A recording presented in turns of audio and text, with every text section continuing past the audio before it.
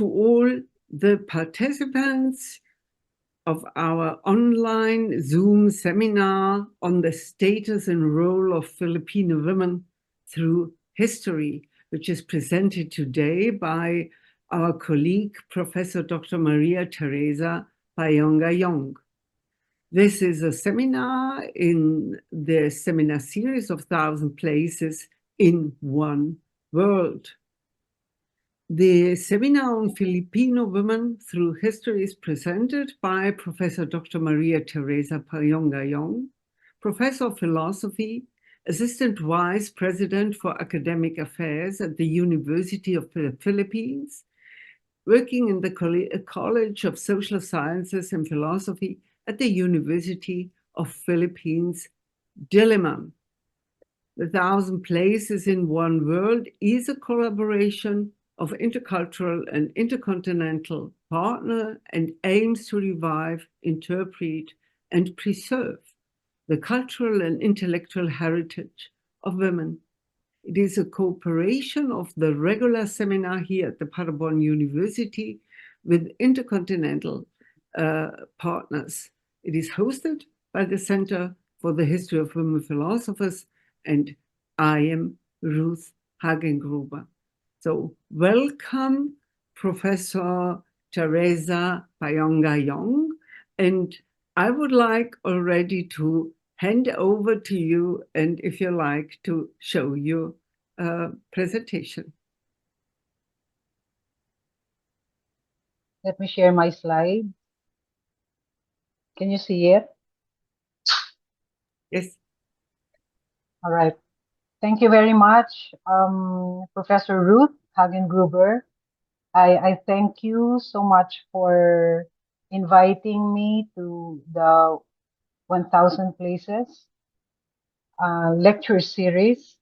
I also thank the Center for the History of Women Philosophers and Scientists, as well as Paderborn University, for this opportunity to share with you the Filipino women's role and status throughout history.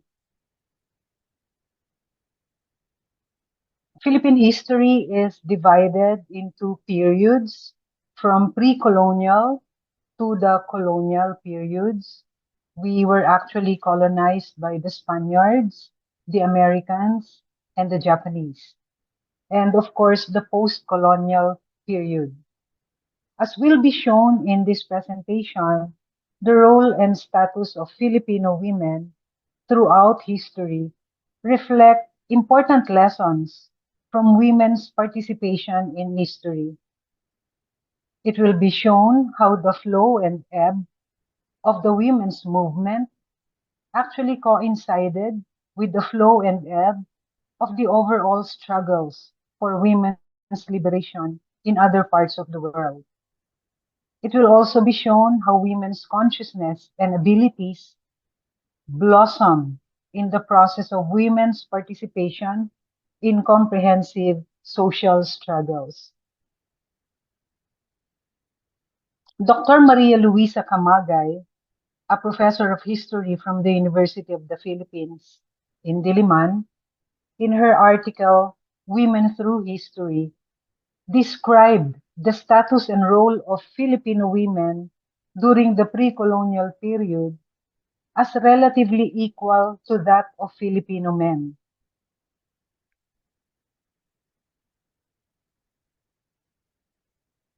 According to her, Filipino women were accorded respect and they enjoyed a status equal to that of Filipino men.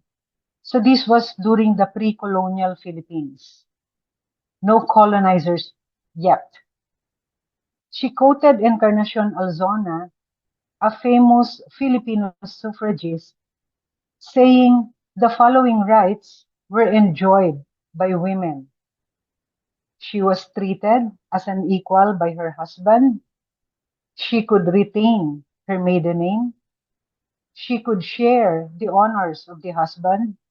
She could freely dispose of the property that she had brought into marriage. She was consulted by her husband about his affairs.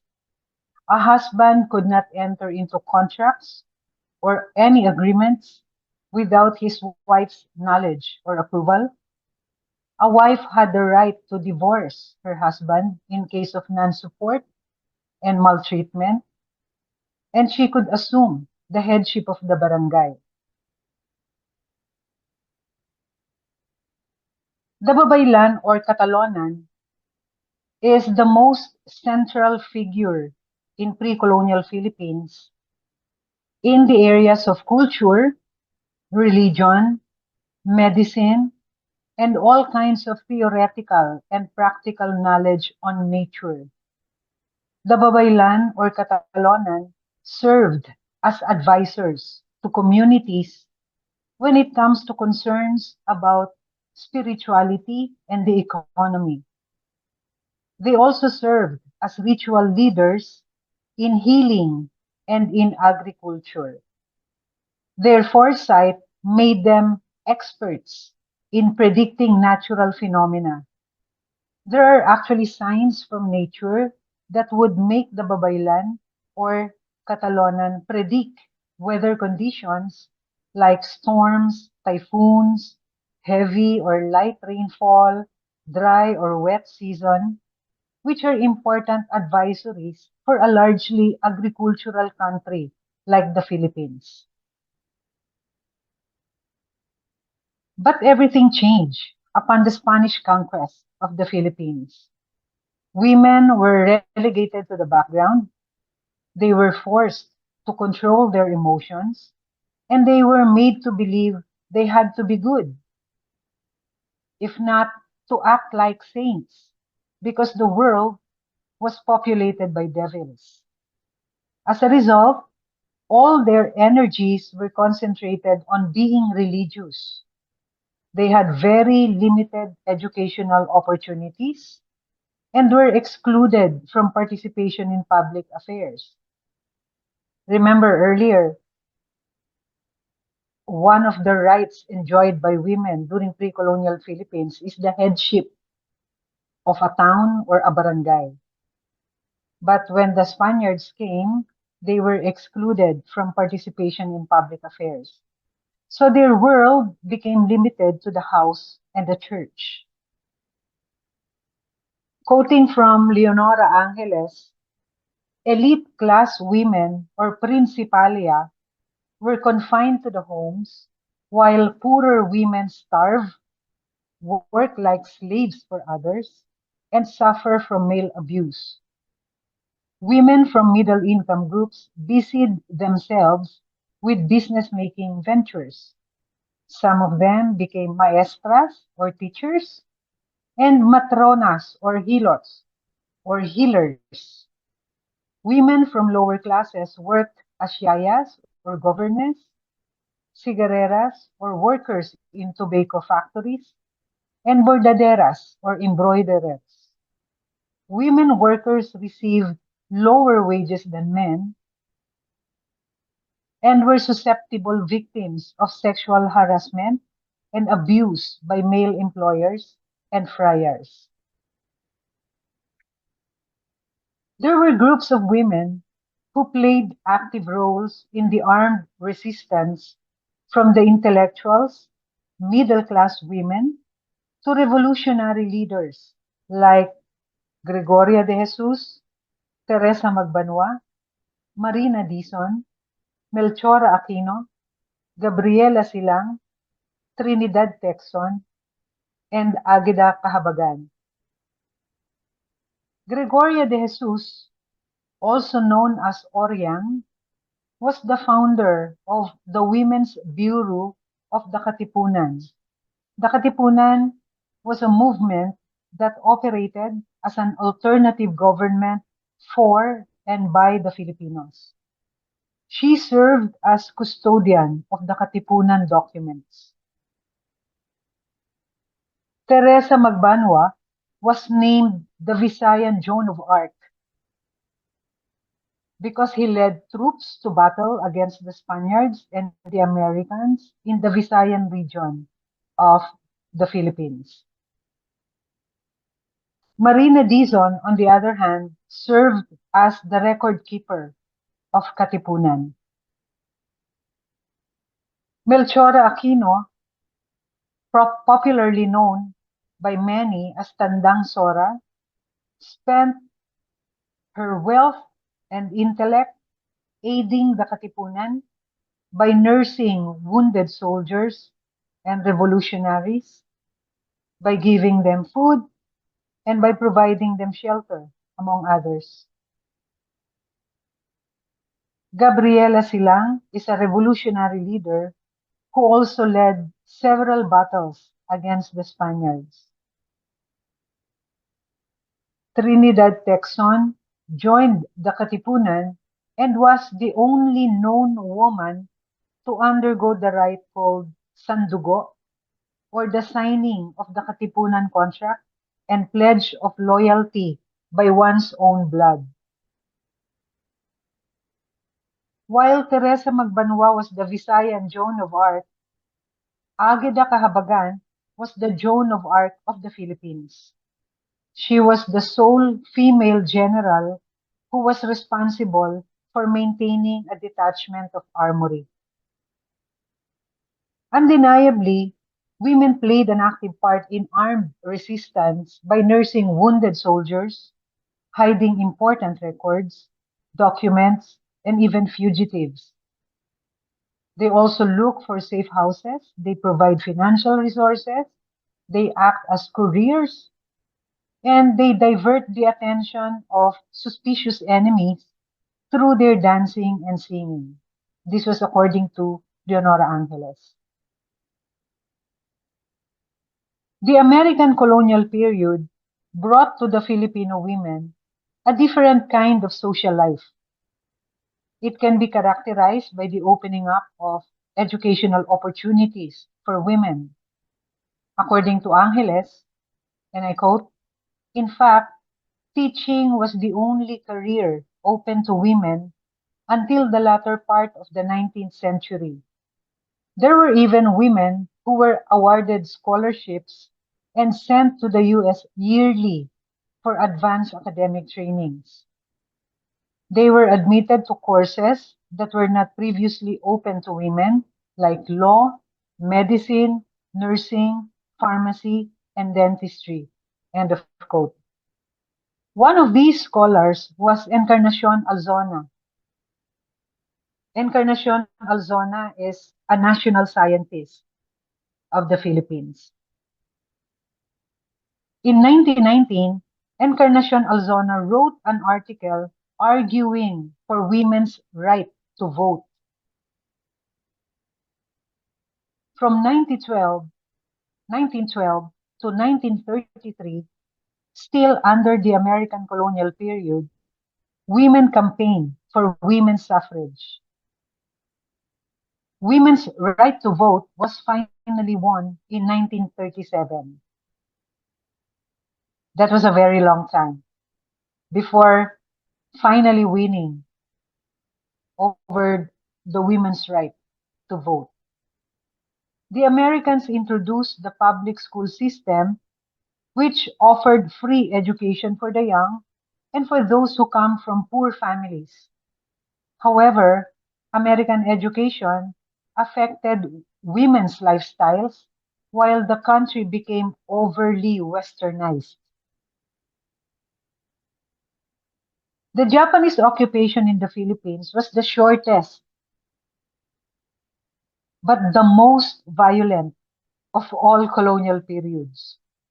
Many Filipinos were killed and women raped, regardless of age. Women during this period also played active roles in the armed struggle through hukbalahap or the hukbo ng bayan laban sa Hapon. Two women guerrilla leaders were Felipa Culala and Remedios Gomez Paraiso.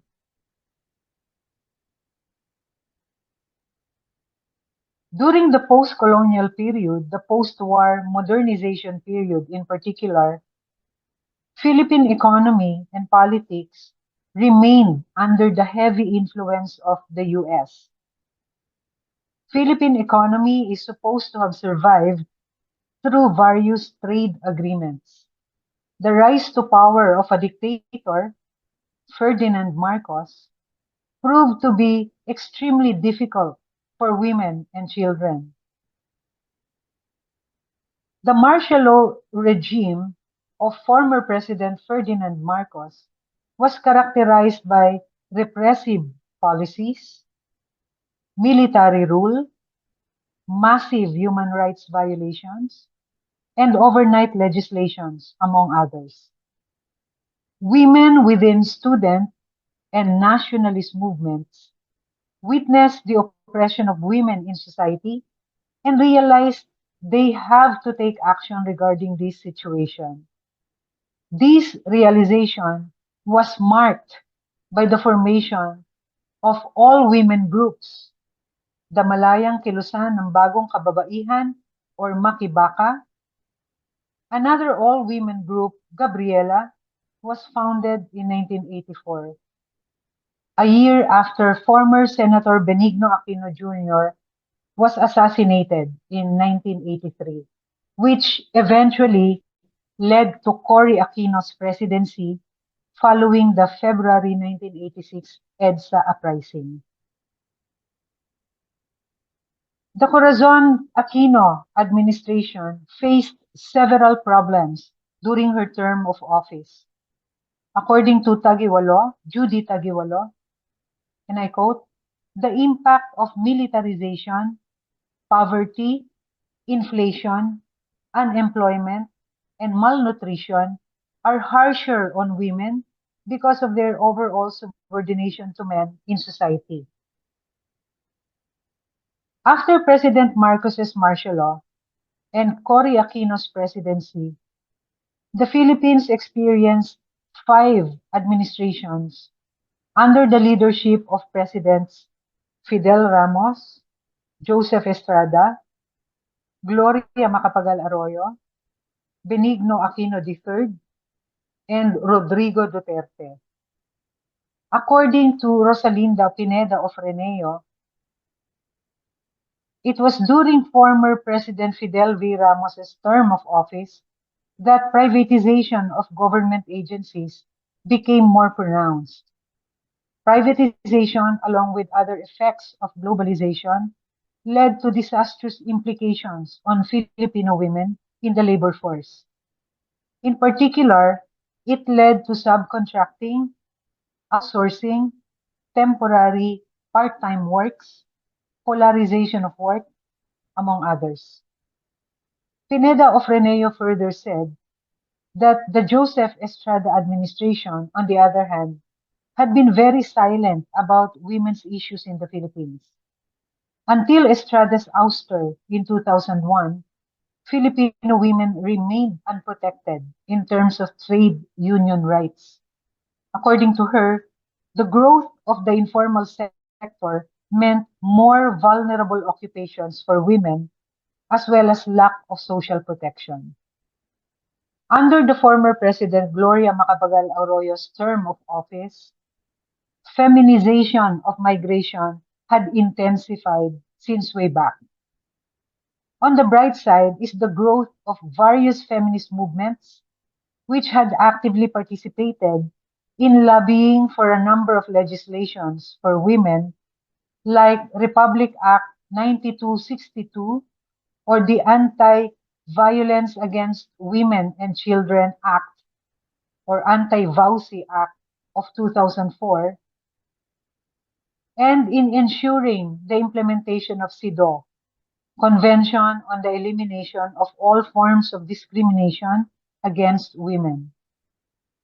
Among the 5, it was during President Aquino III's time when the Reproductive Health Bill was enacted.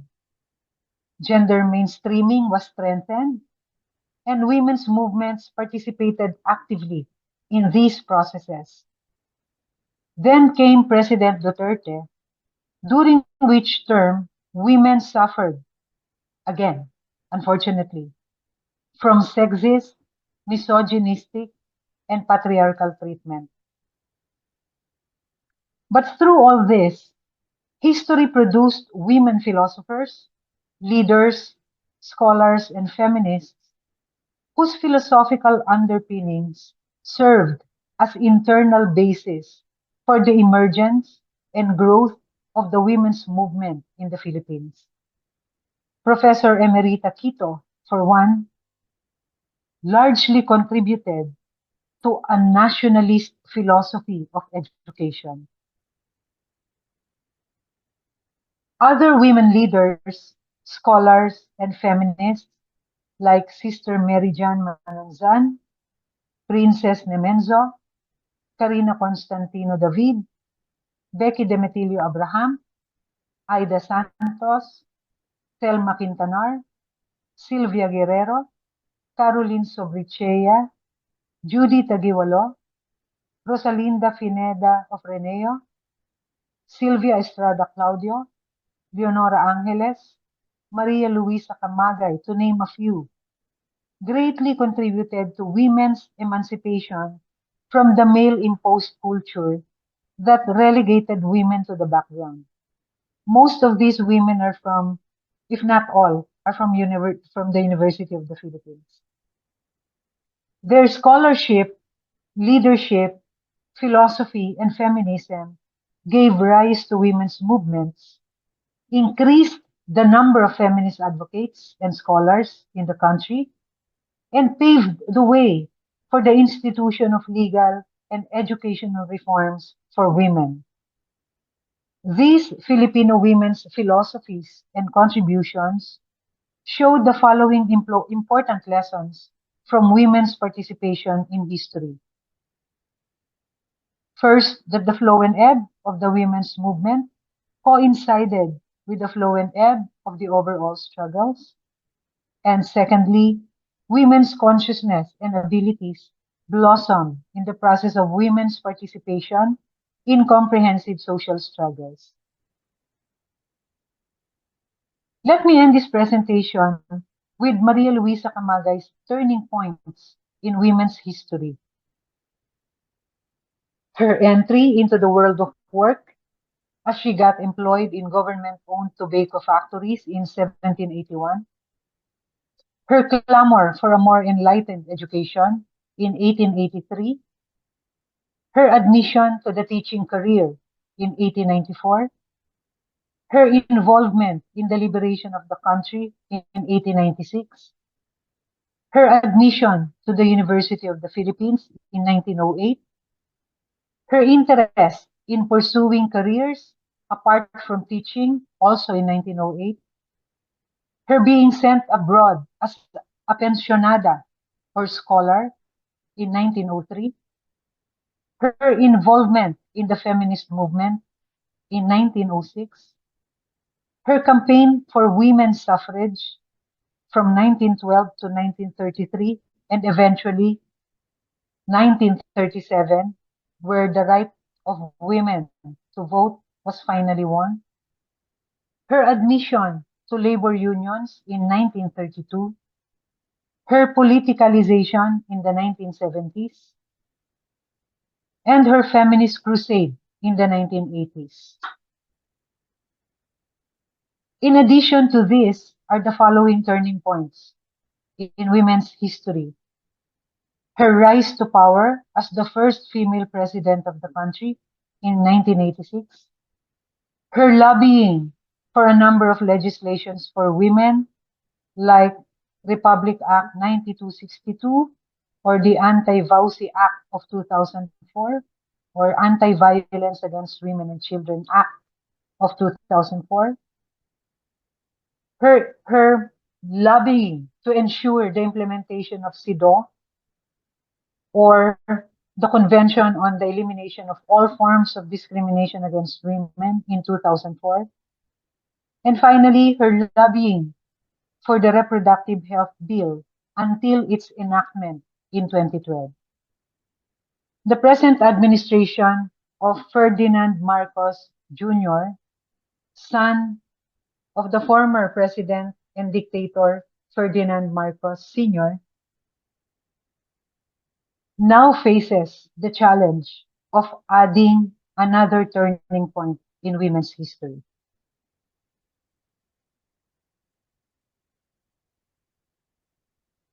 Thank you very much for listening.